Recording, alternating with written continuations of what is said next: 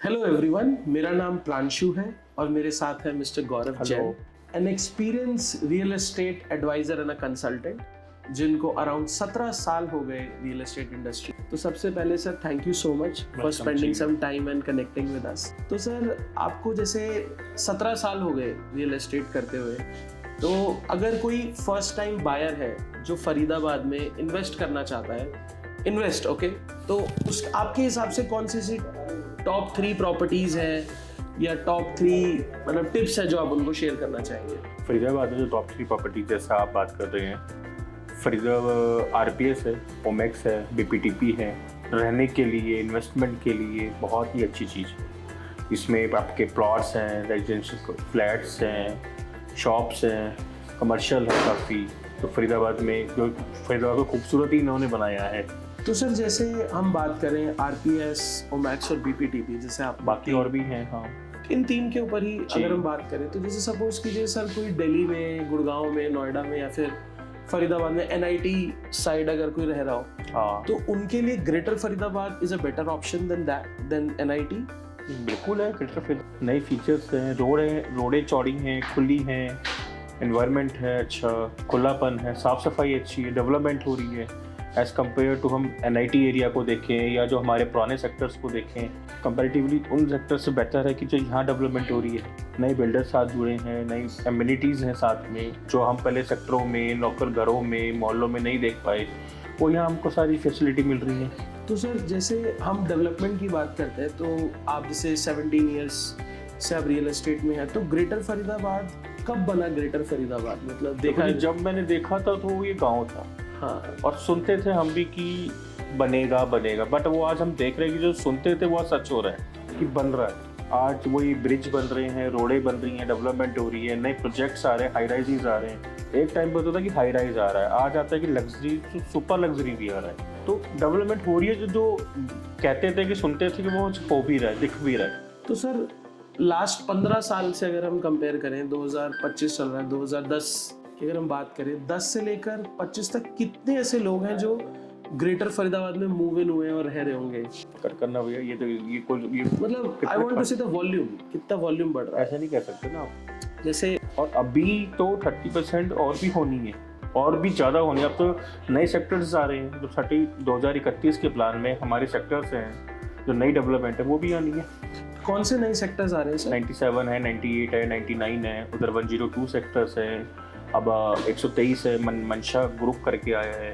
तो हर जगह डेवलपमेंट है, नए नए प्रोजेक्ट्स आ रहे हैं, नई बसावटें होंगी अब। और जब हम डेवलपमेंट की बात करते हैं सर ग्रेटर फरीदाबाद में, आपने एक पॉइंट बोला कमर्शियल।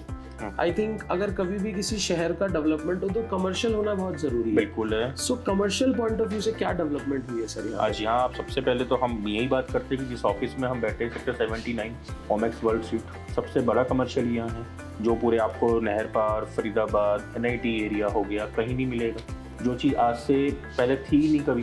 पहले हमको दिल्ली जाना पड़ता था, दिल्ली वाले भी यहाँ जाते हैं घूमने के लिए, देखने के लिए कि क्या चीज़ बन रही है। और ये चीज़ तो अभी आधी बनी है, आधी और बननी है इस तरीके से। तो मेन अच्छा बेस्ट तरीका तो यही है डेवलपमेंट का, कि जितना बड़ा वर्ल्ड स्ट्रीट बना है और जो बनना है।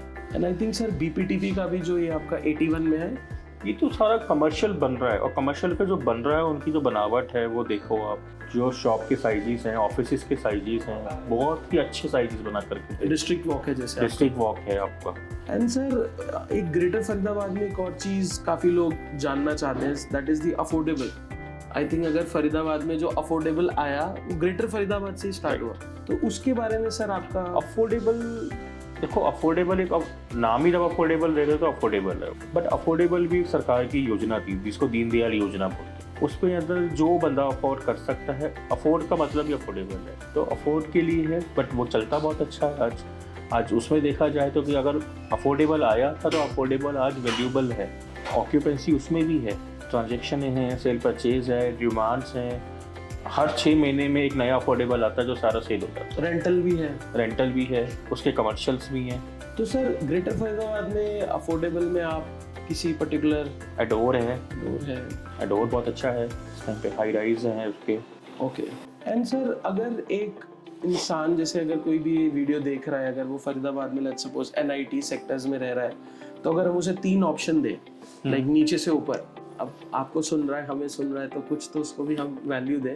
तो आप उसे 3 अपने एक्सपीरियंस से, नहीं हम सबसे लो वाला बजट, थोड़ा और बजट, देन थोड़ा और देखो बजट। लो बजट तो अफोर्डेबल है, मिनिमम बजट है नॉर्मल फ्लैट्स हैं, तो 3 हायर BHK हैं 3 BHK है, 2 BHK है जो क्या प्राइस रेंज है? 70, 80, 95, 1 CR, it's depending on the ये लोकेशन। अफोर्डेबल है? नहीं, इट्स अ बिल्डर। अफोर्डेबल की बात है। अफोर्डेबल आएगा 30 lakh rupees minimum starting. So affordable 2 BHK, 3 BHK is 30 lakh plus.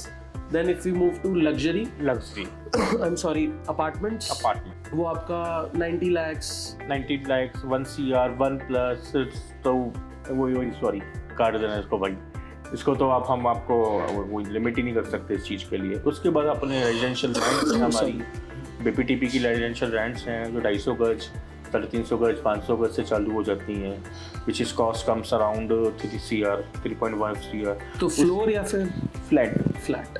Land, अच्छा प्लॉट, उसके ऊपर कंस्ट्रक्शन करके बंदा फ्लोर करके। हाँ, इट्स अप टू यू कि आपने कंस्ट्रक्शन फ्लोर्स बनाने हैं, इंडिपेंडेंट कोठी बनानी है, वो आपके ऊपर है। उसी का एक तोड़ निकाला था अफोर्डेबल ने, जिसको उन्होंने दीनदयाल के अंदर वो प्लॉट्स लेके आए। अच्छा ओके, अफोर्डेबल में प्लॉट्स भी है सर? अफोर्डेबल उसको दीनदयाल बोलते हैं। जैसे Okay. अफोर्डेबल है फ्लैट, जैसे एक बिल्डर नॉर्मल बिल्डर का फ्लैट 2 BHK आता है 50 लाख का, उसको अफोर्डेबल में करके 20 से 25 लाख का कर दिया। ऐसे ही जैसे 250 गज का प्लॉट आता है, उसको दीनदयाल में करके 120 गज का प्लॉट कर दिया, जो छोटा टिकट साइज कम हो गया। जहाँ 3.5 करोड़ का फ्लैट है, प्लॉट आ जाता है, वहाँ 1.25 करोड़ रुपए का प्लॉट आ जाता है। तो सर अगर कोई यूजर ये देख रहा है, उसे ग्रेटर फरीदाबाद में कोई प्रॉपर्टी लेनी है, हम स्टार्ट करें 2 BHK 3 BHK अफोर्डेबल में, एनीवेयर बिटवीन 25 30 से 30-35 से स्टार्ट है।